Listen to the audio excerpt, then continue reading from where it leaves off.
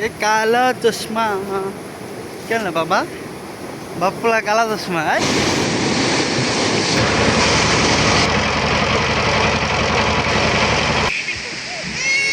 আসসালামু আলাইকুম viewers, welcome to my another brand new ভিডিওতে আপনাদের সবাইকে স্বাগতম। আজকে আমরা চলে আসছি মহামায়া লেক।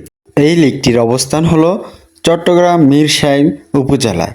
আমি ইউসুফ আহমেদ আপনাদেরকে দেখাবো এই মহামায়া লেকে কি রয়েছে, যেটার ভিতরে প্রাকৃতিক সৌন্দর্য ও মনোরম পরিবেশে ঘেরা। এই জায়গাটিতে প্রবেশ করতে হলে অবশ্যই আপনাকে প্রবেশ টিকিট ক্রয় করতে হবে, যার মূল্য হলো 30 টাকা করে। পাহাড়ের কোল ঘেঁষে আঁকাবাঁকা 11 বর্গ কিলোমিটার জুড়ে বিস্তৃত এই লেক, যার প্রধান আকর্ষণ এই লেকের স্বচ্ছ পানি, সুন্দর প্রাকৃতিক পরিবেশ।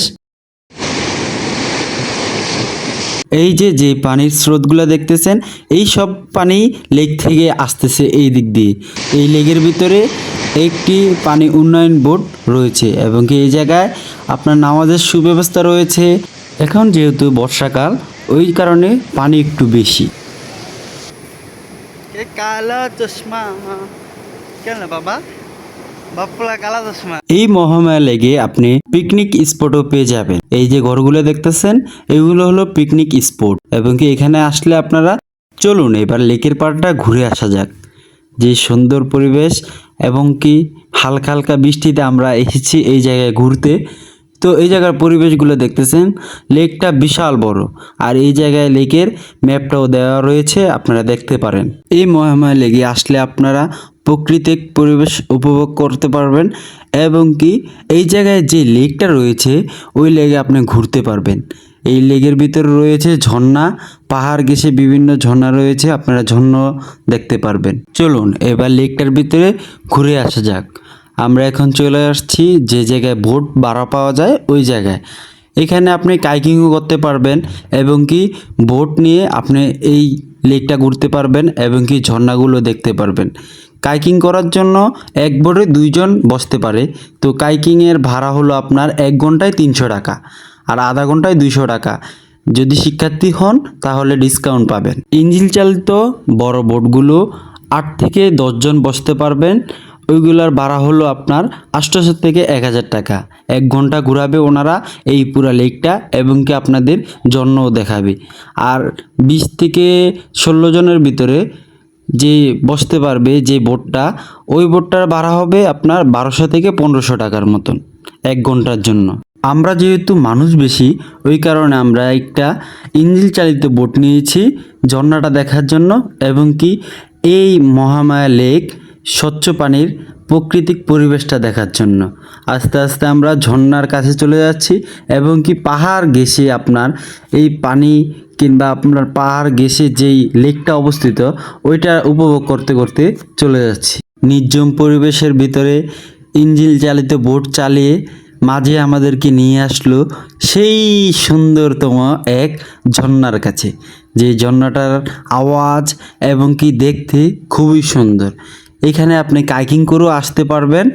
এখানে অনেক মানুষ কাইকিং করে এসেছে যারা আমাদের অনেক আগেই রওনা দিয়েছে এবং কি ঝর্ণার আওয়াজটা যখন কানে বাজলো তখনই মনটা আনন্দে ফুলে উঠলো, অন্যরকম এক শান্তি লাগলো মনের ভিতরে।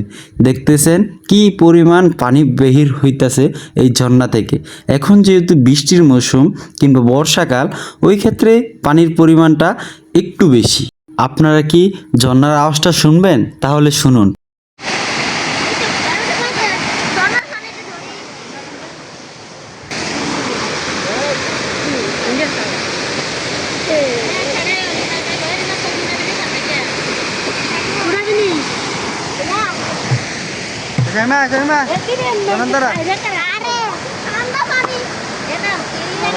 এখন যেহেতু বৃষ্টি ও বর্ষাকাল, ওই কারণে এই ঝর্ণার পানিটা অনেকটা বেশি এবং কি এই লেকের পানিটাও অনেকটা বেশি, যেটা আপনারা প্রথমেই দেখতে পারছেন যেন কী পরিমাণ লেকের পানি বাহির হইতেছে আউটপুটের জায়গা দিয়ে।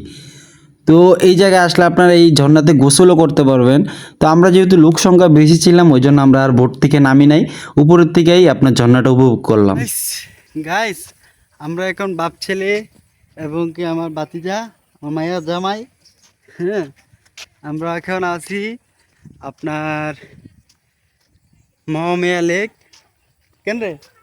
মহামেয়া লেক আমরা অলরেডি ট্রলার ভবন করে আসছি, পর আবার ঝর্ণা দেখে আসছি।